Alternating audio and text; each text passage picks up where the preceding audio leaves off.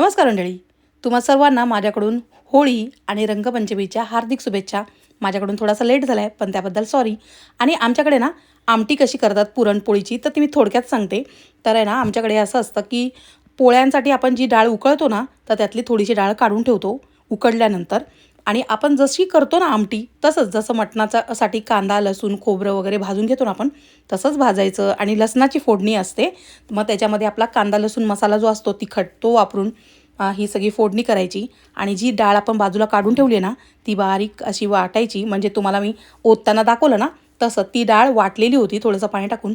आणि पुरणपोळीसाठी आपण जी डाळ उकळली होती ना, त्याच्यामध्ये भरपूर पाणी टाकतात. ते पाणी पूर्ण गाळून घेतात आणि ते गाळलेलं पाणी जे आहे ते पूर्ण आमटीमध्ये वापरतात.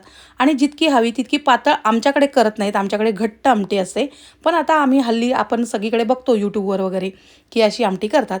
तर आत्ता आम्ही पण अशीच आमटी करतो आणि त्याच्यामुळे ती सगळ्यांना आवडते, तर मी तशीच करते. पण माझ्या घराकडे, माझ्या गावाकडे वगैरे ना अशी पातळ आमटी करत नाहीत.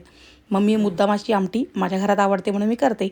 तर माझ्या पुरणपोळ्या, आमटी वगैरे सगळं काही झालेलं आहे. आणि माझ्या मुलांची रंगपंचमी सुरू आहे.